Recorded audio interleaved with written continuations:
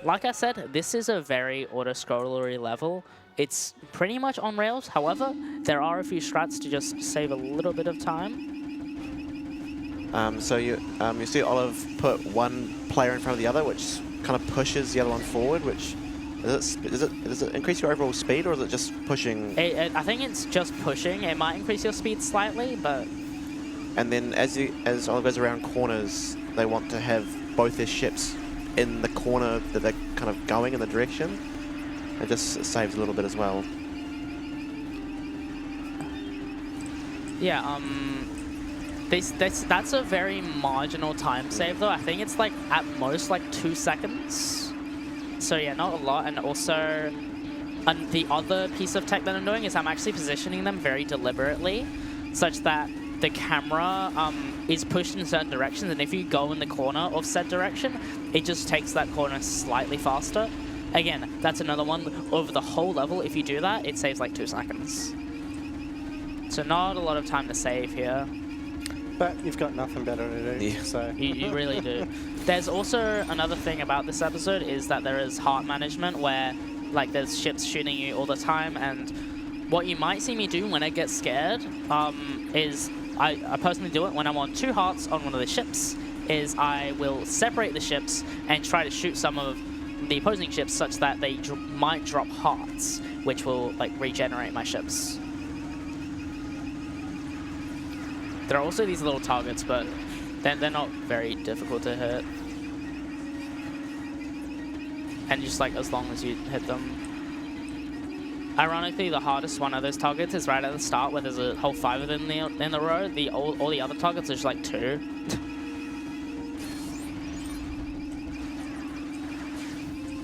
I'm a little scared. I don't know why player 2 is just not getting off 2 hearts. Okay, 3 hearts is better.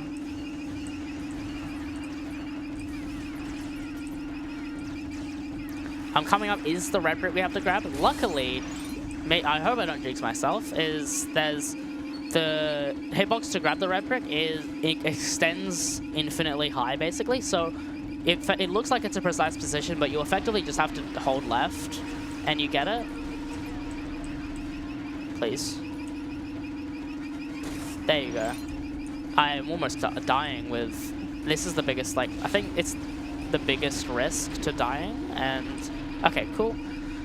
I can still die in the ending section and still really slow, but let's hope that doesn't happen. Also, coming up is the only frame perfect, I guess it's not the only frame perfect trick in the run, but it's a frame perfect one try trick that is bufferable, but it also only saves 5 seconds because it skips a camera pan. If you pause on the same frame, it starts. So it'd be cool if I get that. It's not exactly required for a 2-hour marathon run, but it'd be cool, and that's what matters. In fact, I'm probably going to lose time anyway because I'm going to take like 10 buffers to do it. Why is played 1, 2 hearts? Why is both players? I think we're fine. By now?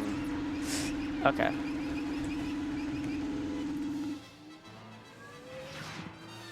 So coming up is that frame perfect trick.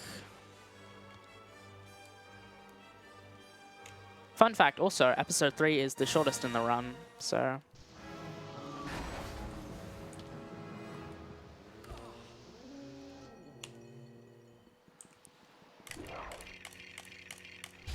Oh, I think I missed the pause button on one of them. But you saw me like doing very specific hand motion to frame perfect pause there.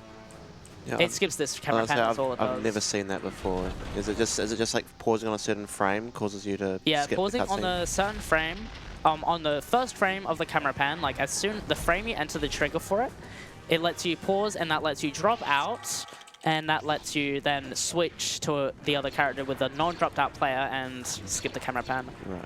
Now, that's also pop jump, but what? That's never happened before. I don't think I've ever done that before, so there you go. I mean, that was pipe jump. It was just... That was pipe jump. Yeah. It was twice, actually. Yeah. Feeling nice. Not the only reason. No, this is a very technical level. It's, I would say, the hardest in episode 3, and it's not really close. How did that not... The combat in this, especially in these next few rooms, are just an absolute nightmare, especially since you have to manage your heart so precisely and there's so much movement to it. Okay, I'm just gonna be on bad hearts here, but whatever. I don't know how that didn't activate the panel. It's so movement-based. This is one of the levels. It's like Retake Theed Palace, where I'm so bad at it. I swear to God, I've practiced it so much, and I'm still like a solid 30 seconds off of what top runners get. I'm like, how do you save 30 seconds? Like, I'm so serious. That's why heart management's so important, is because I had that happen so much. I die, and then I spawn, but I didn't land on the ground yet, so I spawn right at the bottom. Coming up is also another really cool piece of super jump tech to completely skip this Dooku fight. So, Dooku never dies. I feel like that was an important event, but we kind of skip it. Okay, so ideally I would have killed all those droids, but I just didn't. There's a cool cycle skip you can do as well, but now we just do the out of bounds. Yeah. Yeah, once again.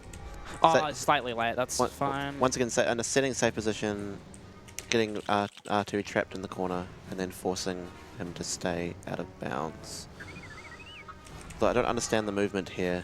Oh. Oh. I didn't showcase you good understanding of it either. Now, this one, it's a very specific thing where you can just climb the slope. This is very slow because I fell a bunch, but I found such a slope, so then drop out player 1.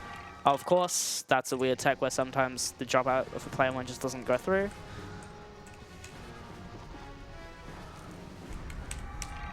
Alright, this is very specific. I have to do that very fast such that I can set it up like this. Didn't work, of course. I have to get player 1 off screen such that I can do a drop-in warp and just skip this auto-scroller entirely. Oh my god! I was genuinely one frame from hardlock. Anyway. Is it? I don't know. Have we've not explained the we have not. hard Do lock you want to yet, go ahead and do that, Craig? So I think it's if you is it pause at the same frame that player 2 automatically drops out. I believe that's what happened, because then obviously you've dropped, or like the players dropped out automatically by the game, but then you're paused as player 2, and so player 2 has no input control, and therefore you're just hard locked on a pause menu. Yeah, you can't, like, there's no option to drop out. There's no control about it to the thing that's needed to navigate the pause menu. So you're just stuck there. I have no idea how you just did that as Obi-Wan instead of a R2. I honestly, everything. It's called jumping around it. Anakin, please. Okay. So this is just... This can either take like 2 seconds or 30. It might take 30 at this rate. He's not supposed to die. Oh god. Okay. I had that go bad in my practice run, so I was a bit scared. This next level sucks. It's General Grievous. It's a very short boss fight. It's Jedi Destiny. The Emperor level is the fastest level by gameplay. This is the fastest level with cutscenes. And it sucks because there's this trick called Grief Cheese where you get Grievous off screen such that he can be hit without his phase advancing. But it's really clunky because whether the shots that you shoot actually hit him, it's hardware dependent. Top runners go to 800 by 600 to make it work better. I think there's something where you go to 48 hertz specifically. Whenever for me lately, it's never done more than 1 damage. It can do each kind of cycle, each time you go back to get him off screen, can do anywhere from 0 to 4 of his like 10 hearts. So let's see how it goes. I don't know how it would work on this PC. I have not tested it. It should work like at all, but it's a matter of like kind of how much it works. That one was, the setup was just completely wrong. Not surprising, it got 0.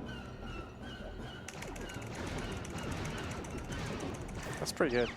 I will take a 3 cycle any day of the week. 3. That's totally fine. 0, 3, 0. Given the fact that I'm also not on the usual setup, I will just take like getting out of here alive. To be honest. I hope Grievous will. Oh.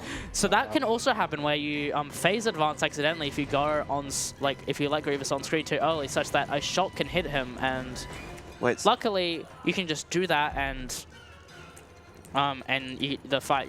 You can just keep cheesing the grief. He got his hearts back. Is that what happens if he jumps back? Oh, I see. This level's so good, guys. It's so fun. Okay. This is a little chaotic.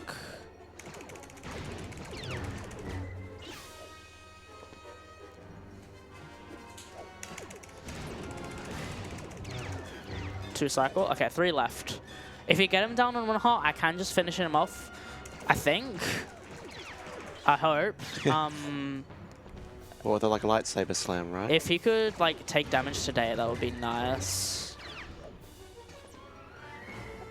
I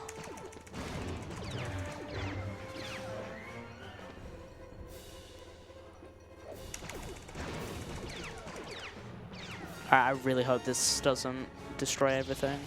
Oh, sure. That was way too long. Anyway, we got what I wanted. I did get through it alive. So that's good. That's nice.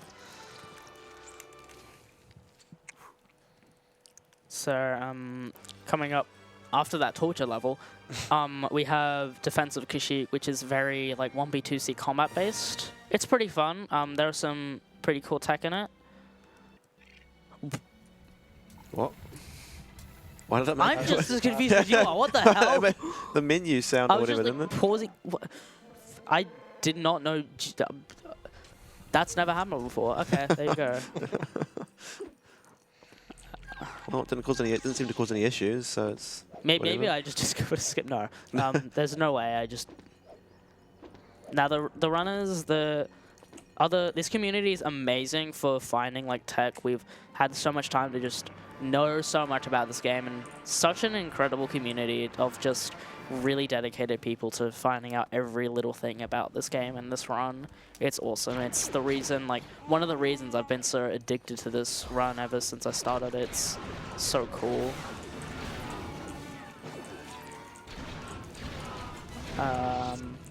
So that was just completely wrong. Yoda was not supposed to die there.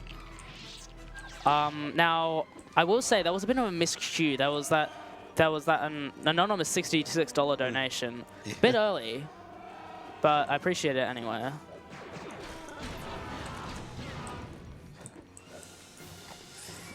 So this one where we have 3 Wookiees to defeat, and we have also 2 players. So we're going to be having some fun with that, with Chewie getting that one really far away while Yoda goes to this one, and then CPU, Chewbacca is just right on his way.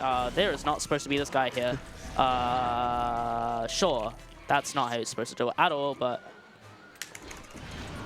And you're also not supposed to die there. So... I don't know if you can tell, I definitely don't practice my prequel episodes as much as my original trilogy episodes. It's just almost just a different game, and managing so many more enemies and like in such a different way. And this is also a good showcase of just how much faster Yoda moves than Chewbacca, because again, Yoda moves faster than any other character in story if you do constant double jumps, which is cool. So you'll quite commonly see when like LEGO runners will test like every single character on the roster and their speed values, and then put it in a spreadsheet. Yeah, I don't know how, it's not by much, but I feel like, yeah, Yoda, they did like Yoda walking, jumping, and jump slamming as well.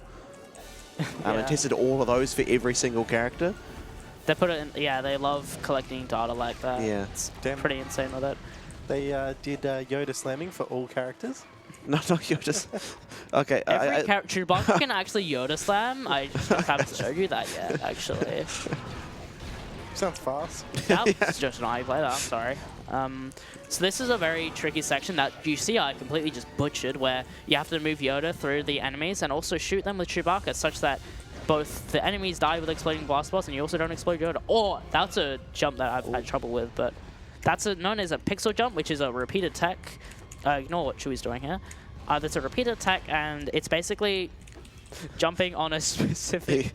This is way easier, but I'm clearly messing it up more. But It's basically, it's where you jump on a specific pixel and you just get your jump back, like, because it's seen as ground. If I can get this one here, it'll be cool.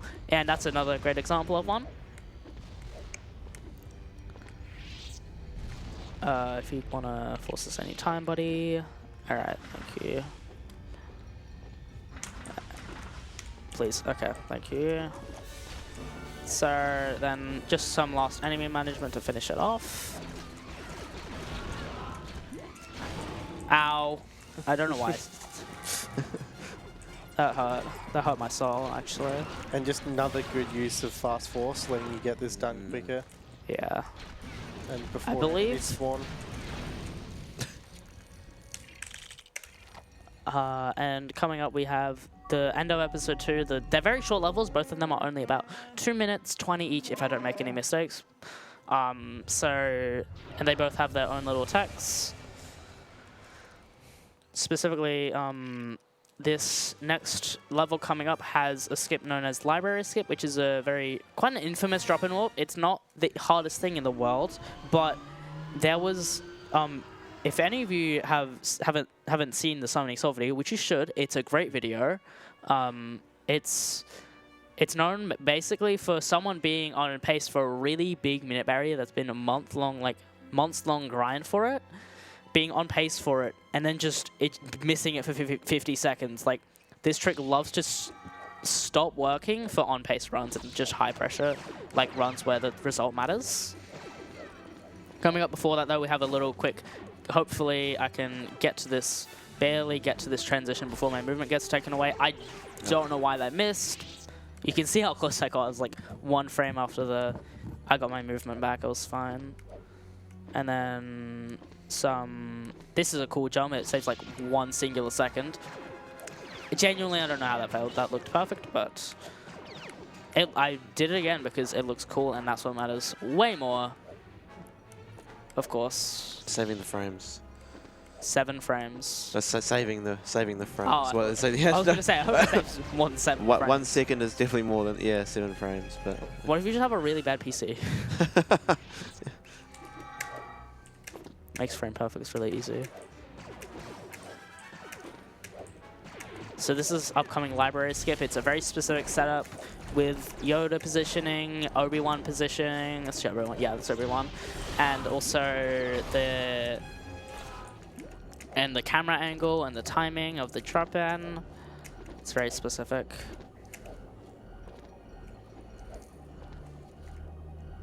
I think this is about the right positioning. Okay. Yeah, that's the main fail state that you can just get repeatedly, and it's like, there's no real indication of which specific component of the trick you're getting wrong. Like, I have no clue why these are failing.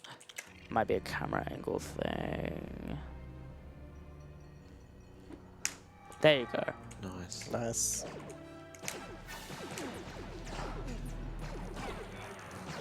Alright, I'm just going to do some quick dropping out here to make sure that we're all set for the next trick here. Coming up is the next level, Darth Vader, which is the Mustafar fight. I like this level. I think it's a good level. Some nice movement. It's almost a nice break from like the randomness of the rest of episode 3. I will say, like, to be honest, this is my least favorite episode of the run. It's just very bad types of levels to have towards the end of the run, like an auto scroll. I think the auto scroll is kind of nice, but then when you like die during it, it's really tilting. Then like I said, I just can't get good at the following level, and then Grievous is all hardware dependent. This level's nice as a little break because it's relatively simple, especially if you know what you're doing. It's just some nice like platform light 1P2C movement. If I get this drop and warp.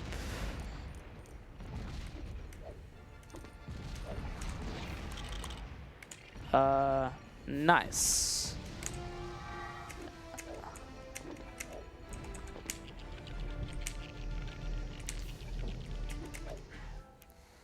So really interesting out of bounds in that room you can do, I think. Is it if you get like pushed up into the ceiling with the Yeah, that one. pylons or something? But it saves a 1 second. Yeah. Oh, 1 second. Very optional thing. It's like watching the BTT and like seeing all these like unique strats that you probably wouldn't ever see in a full game run. Some people do opt for the pillar jump. Oh really? Oh. Which is interesting.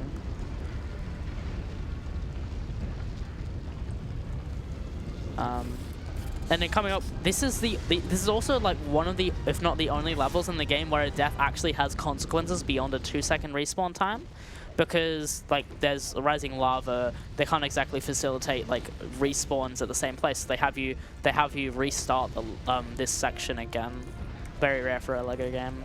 So hopefully I didn't jinx myself just then, because we have some relatively risky platforming coming up. Okay, nice, clean. And then this is supposed to be PvP, but our goal is to just get it done as fast as possible, so we're going to do a bit of a funny thing here.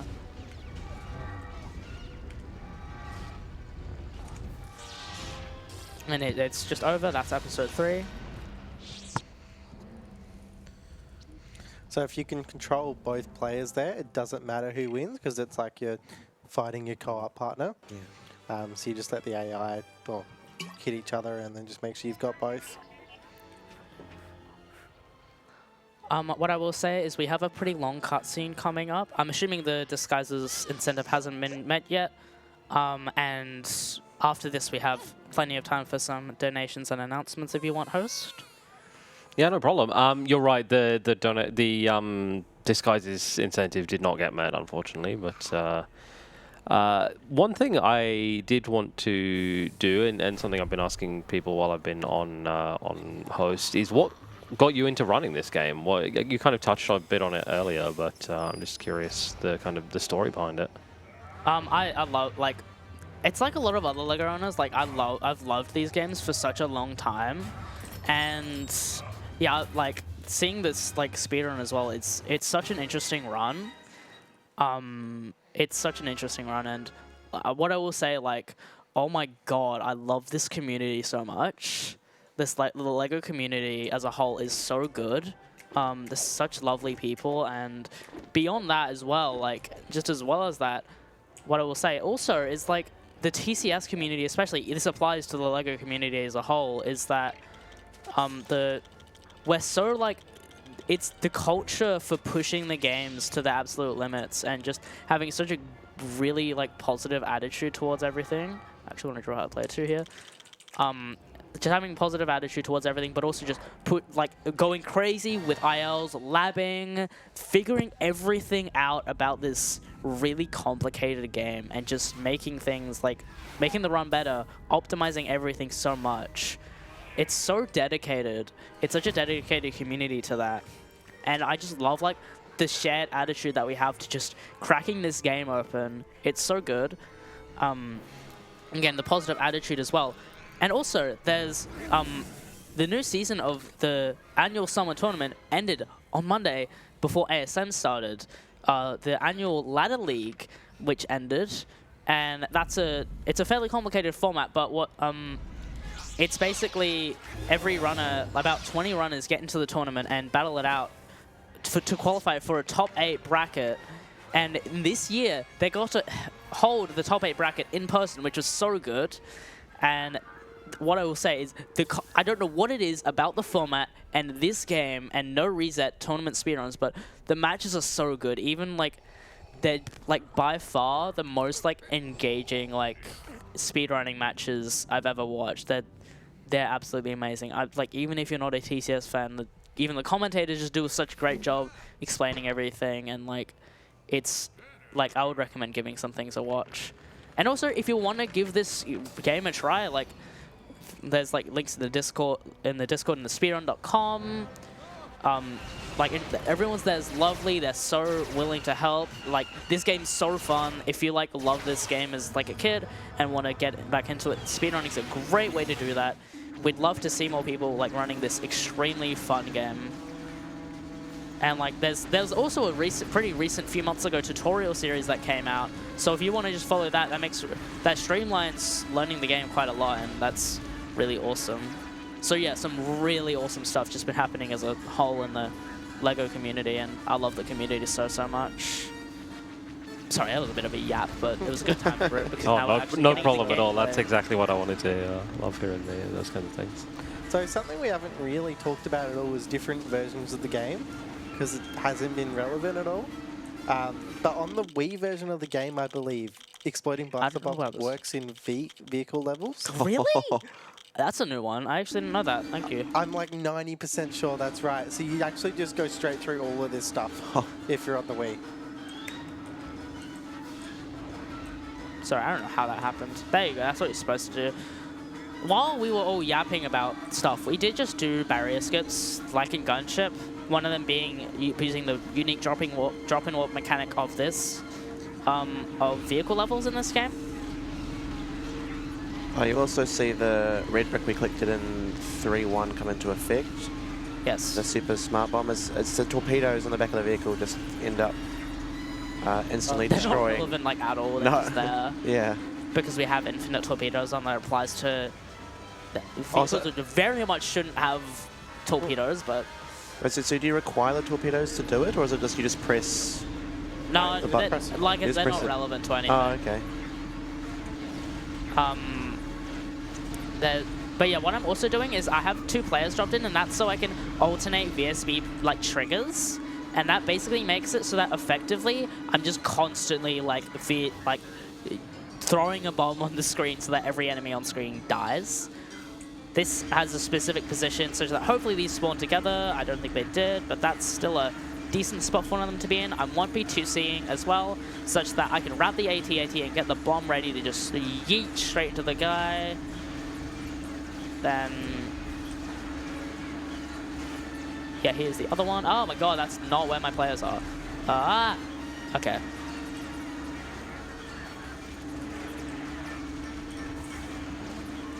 Oh god. I'm up. Please. Okay. That just can happen where I swear somehow I find myself turn around, and because of the awful controls of this game, I just can't. I just keep unwrapping the AT-AT. And can this bomb? Oh no. Please. Okay. That's a bit worrying because if you don't destroy it in time, it will just get back up again, and you have to wrap around it all again. And That would have been very silly.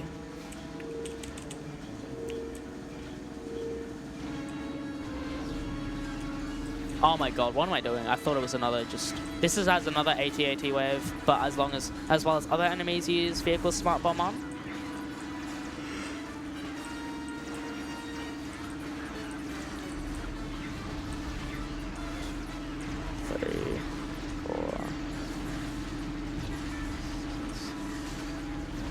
Please die.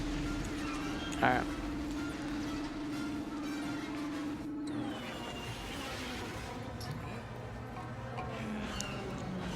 So that end section to Hoth Battle, is that quite RNG heavy, or? Yeah, it is quite RNG heavy.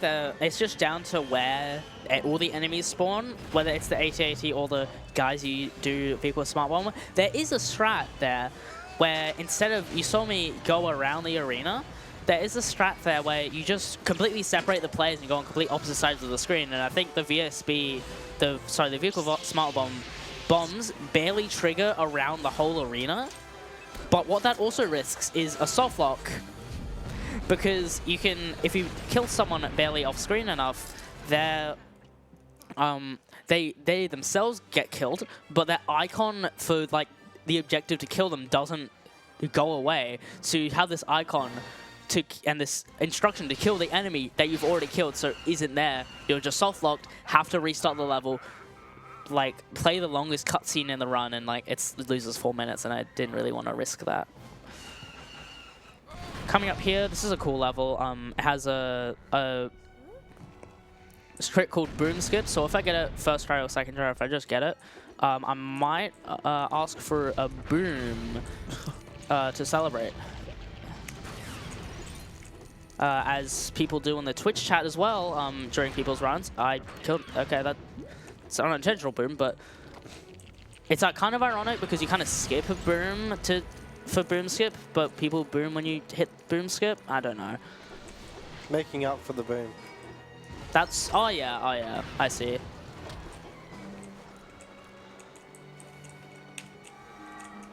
It's kind of a precise trick, not as bad as Pixel Disco, but it's also cycle-based, so every loss loses like 10 seconds.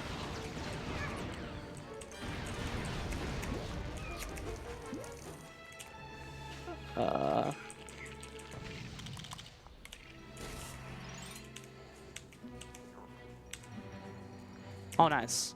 Oh, All right, nice. haven't gotten it yet. That's Yeah. the hard part. Oh. When I screen transition, that's when I've officially gotten boom skip.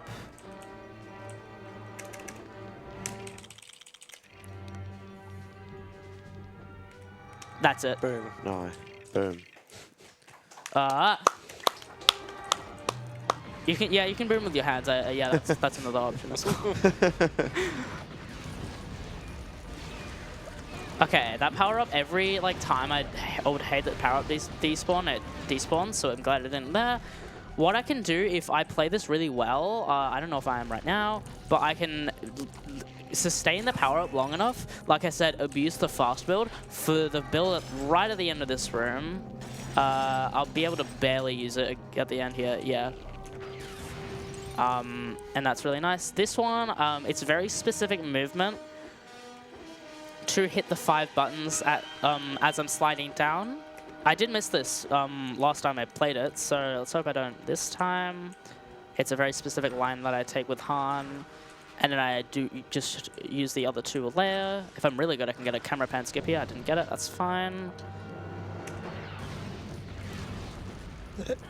So if you don't hit all the buttons, sometimes it can be a bit of a walk of shame if you have to go all the way back around again. So it's quite nice to get that all in just 2 slides. Yeah, if you're not doing 2P, 1P, 2C, then you can actually roll off the edge, and because you haven't hit a ground, it will spawn you back at the top. That's true. Which, at least you don't have to do the walk of shame. This is a cool little skip. Yeah, Falcon jump. Unfortunately, this is a level where we're entering the Falcon. Luckily, because this is like his own base, this is like his current living environment. Han does just have his keys on him, so no complications there other than just opening the Falcon. This is one of the very few times you enter the Millennium Falcon the intended way. Yeah, yeah. Han just has his keys on him for once. So he didn't give them to C3. Didn't give them to. What were the other people he's given the keys to mistakenly, and then I think he's just lost them in a corner. Yeah, he lost them in the corner. I think it was. They might have been confiscated by the stormtroopers when like they kind of. Track the beam and take your keys. That's true as well. Okay, so coming up we have a big RNG section, very infamous because it's towards the end of the run. Who doesn't love a big RNG section towards the end of the run? Not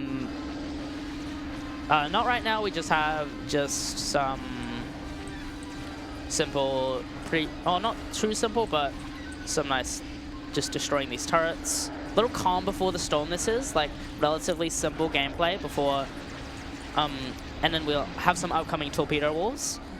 So basically, yeah, the boulder at the end of this room is just so random. It's random in its targets. It's like 5 or 6 targets on the boulder that you have to hit all of them to end the level, and also to it's also random in rotation. Like rotates around all 3 axes completely randomly, and it's also random in its speed of said rotation. At least, thankfully, we have infinite torpedoes. It would be infinitely worse without it. I see what you did. Yeah, that's a very good point. Is you have to destroy these rocks and then hope they have the torpedoes in there. I don't envy people like Lego Star Wars 2 runners who have to play like episodes 4, 5, and 6 because that's what's in the game, and they have to. They don't get infinite torpedoes in the 80% route, at least not for this level. So they just have to play it like without infinite torpedoes, and like this level is already bad enough in Lego in TCS. So Got a passenger. got a little bit of a.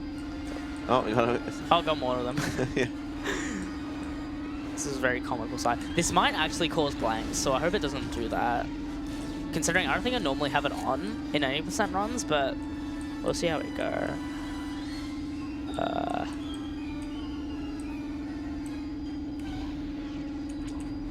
you have to position them very specifically, and even then they can still blank just because the game hates you. Like that.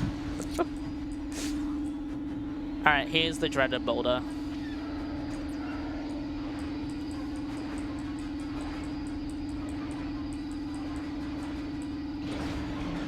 Immediately Nice a TIE blank. fighter blank. That's so cool.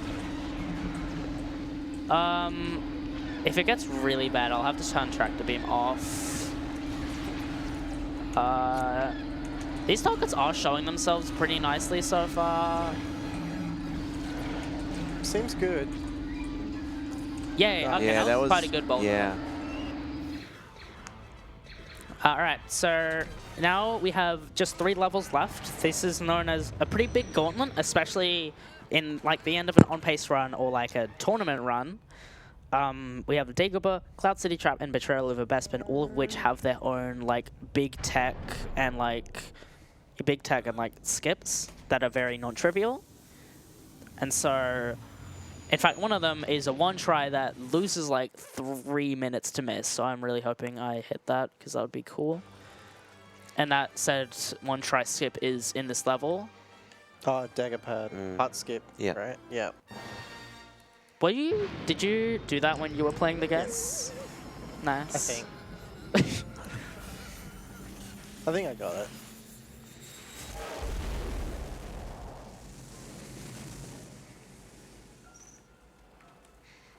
And also coming up is also right before that, literally the same room, is a trick that's also dependent on 50 hertz refresh rate because of the physics. It'll allow R2-D2 to ride up a specific slope, and that is the last thing that is needed to skip a button puzzle. Basically, you just step on the buttons before they rise up from the water.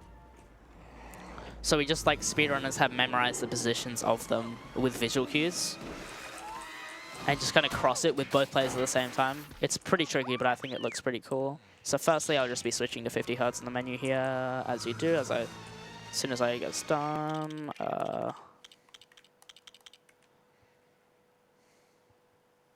Ignore the little flashbang. All right, and then we just ride these as this is how you're supposed to do it, of course.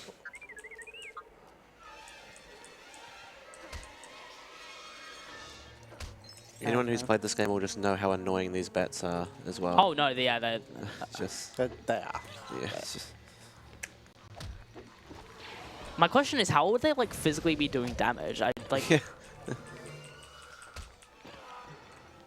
All right, this is Dagobah button skip. You just kind of. It's a very subconscious thing to be in by now. I'm gonna say that. What? Okay, I genuinely don't know how that failed. I'm gonna try it again with both players at the same time because it's cool. Kind of use this dark spot as a visual cue, unlike what I did last time. And then this is the 50 hertz thing. You just ride up that slope, and that's Dagobah button skip. Nice. All right, this is the one try, so I want to be careful here. Okay. Got it. Nice. Nice. So that's another drop and warp. There's a trigger to start a cutscene for when Yoda comes out and does like Jedi training with Luke. And so that's I think you're skipping a cutscene, but you're also skipping quite a significant amount of gameplay as well. Yeah, it moves you to an entirely new era. Yeah. You have to work your way through and go through your Jedi training, and now he's just magically a Jedi. Yeah, Yeah. that's another one. way which better. just the lore implications are so funny that Luke Skywalker just skips his training. It just gives him a new pair of clothes. Decided double jumping. That's a really good message. I think that's a really good moral, is that if you just find a new, like, cooler looking outfit, you can really do anything. So that's pretty cool. And then, like, he immediately just feels confident, but it's like, I'm gonna go fight my father, or unknowingly his father, the Sith Lord. Oh, you spoiled it. Oh, no. I'm sorry, guys. I mean, we've already, dealt with Oh, Vader. that's true, actually, yeah. Already seen his ghost at this point, yeah. This is a really satisfying 1P2C when you get it right, which it seemed to be so far. You can see I'm just like born camping the guy, like setting myself up to go to the next phase. Then some nice 1v2C here. The forcing of the block there lets you keep moving.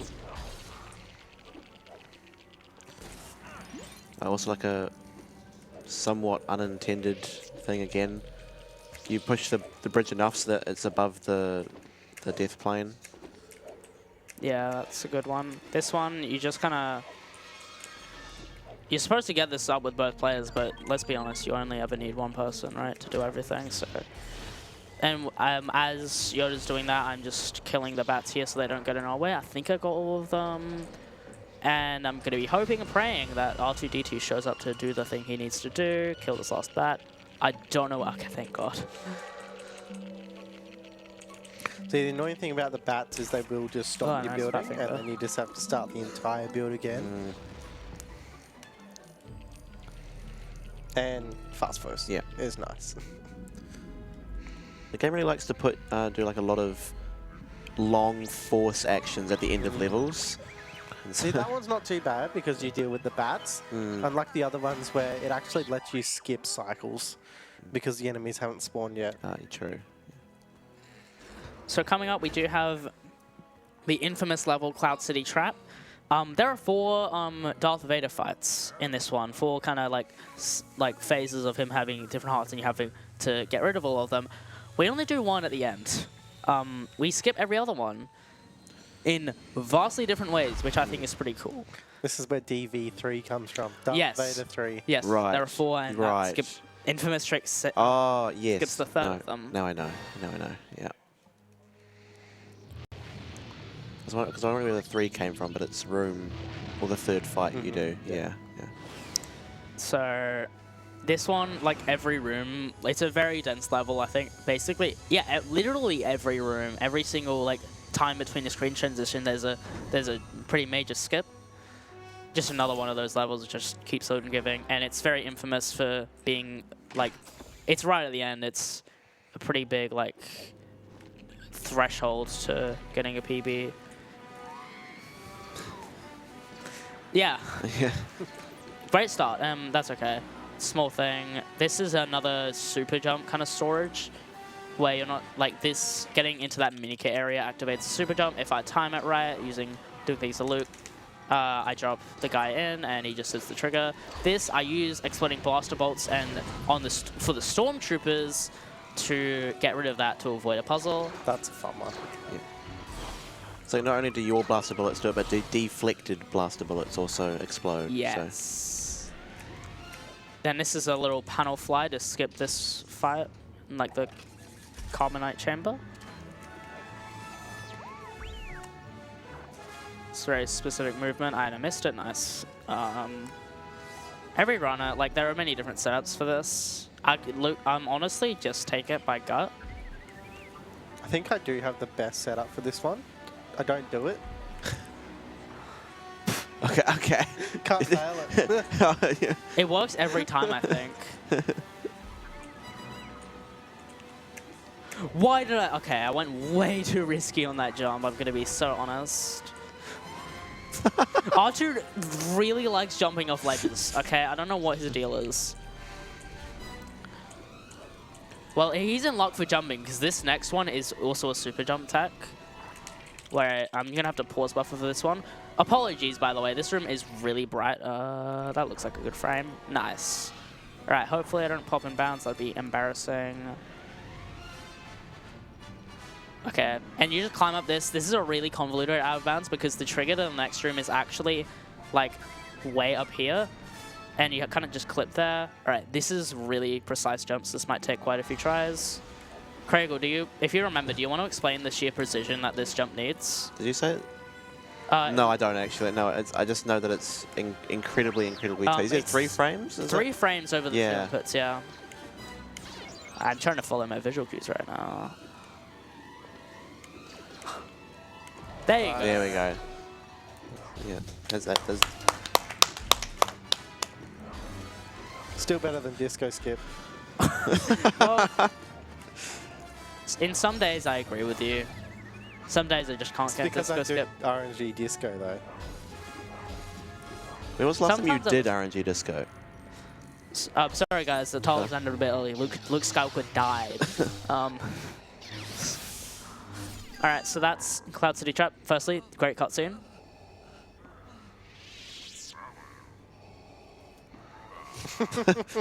I chopped off your hand. I am your father. So coming up, we have Betrayal of a Bespin. So you'd think Han Solo would learn his lesson by now about his keys to the Millennium Falcon. He's misplaced them again. This time it's even more ridiculous where he's put them. Okay, you'll see where they are when we get to it. But yeah, this is the Betrayal of a Bespin level, where Han Solo loses his keys, and and we have some blaster character movement, and the rest of the gang, basically, escaping Bespin. And it's, in contrast to the very platforming Jedi movement of CCT, it's very based on like enemy management and just general more 1B2C and a few different, more different skips that involve like 2 players more. And one of them is known as door clip, where you jump up the edge of a door, and if you time it right, if at the peak of the jump, the door will push you out of bounds, and you use that to skip a whole segment. I think it skips like a cutscene just to get R2-D2. So I think that's pretty cool. That's one of the tricks. This also introduces Lando, which is, I believe, another character who's faster or exactly the same. I think maybe ever so slightly faster, like pixels faster, jump rolling as well. So you'll see me doing some jump rolling as well, also for the sake of setting up positions as well. So just as this cutscene is wrapping up here, we'll get into the last little gameplay segment. I thought we said that green guy wasn't coming back. Oh, the green guy, yes. I think we've done a bit of time travel, so that's bound to happen.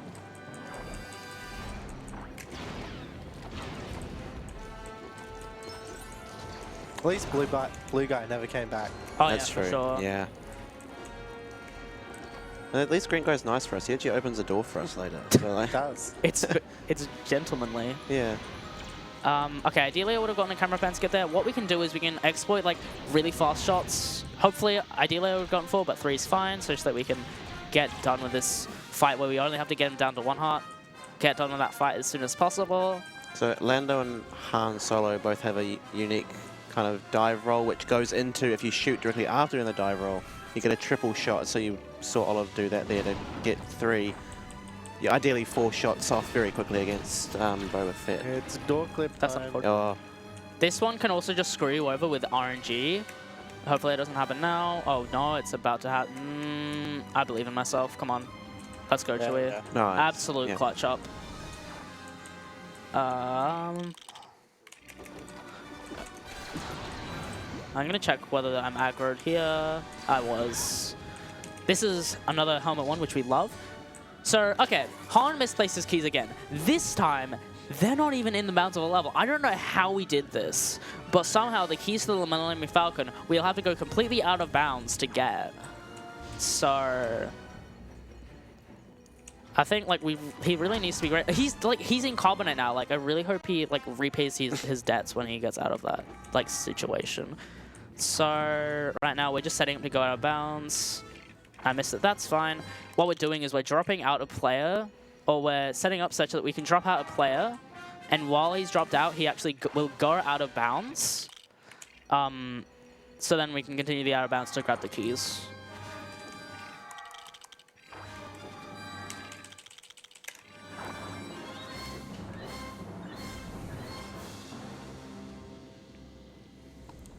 So, and there's no way to tell whether we've grabbed the keys. So hopefully I grabbed them there. It's actually kind of a non-trivial line, and I'm not really that familiar with it. I took a very safe line there, but there's been a fair share of runs where they just die because they don't. Oh no. Oh no. That's unfortunate. I would have liked to get the power up. It makes this combat way better, and it allows for a faster build, but that's okay. Also supposed to be a layer here. And so this is just some quick 1v2. See, oh god, this build is so slow without the power up. It's unnatural. So what we have coming up is we have a box clip to go out of bounds with Chewbacca, such that he can hit the trigger for the final room. And we are just completely sequence breaking this level because there's supposed to be a bridge such that we can get over to the Falcon to get into it, but we can't skip that if we do a bridge skip, and we have the keys to the Falcon, so hopefully we have the keys. I don't actually know if we do. We have to turn exploding blaster bolts off for the sake of the bridge skip. I really hope I don't miss this box clip. I shouldn't have said anything. Nah, I'm not. So then you see I'm just under the floor here. Something funny about this game, reflection, you can see your reflection just in the game. Just, there you go. I'm really high, I shouldn't have jumped. Yeah. This game's really like bug-free, guys. Alright, so time will come up when I hit the trigger, so watch out for that, I'll let you know. Because this is the last run of the run. Alright.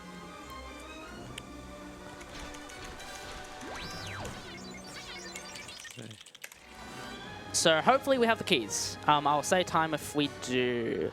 And time. Time, yeah.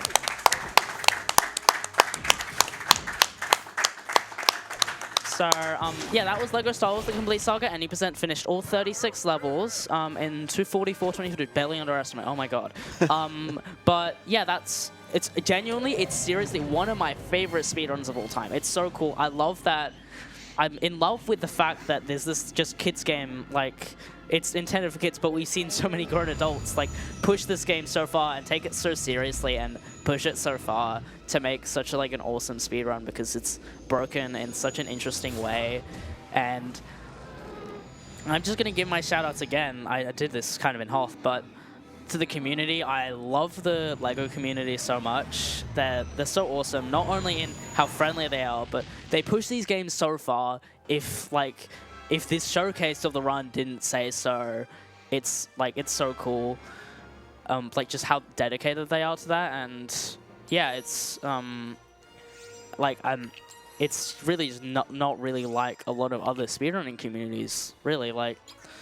And if you're looking to learn this, if this is any kind of advertisement to you, please feel free. Like, if this game, if you had fun with this game in the past and you want to try out the speedrun, please feel free to. If you go to the speedrun.com, there's a link to the Discord. There's a really, really good recent video guide for all the levels, sorted into beginner and advanced strats, and join the Discord. They're lovely people. And ASM, thanks for having me as well, letting me show this awesome run. I know it's a long run that's hard to fit in the schedule, but yeah, it's awesome. I'm really glad to have done this run. Thanks for having me.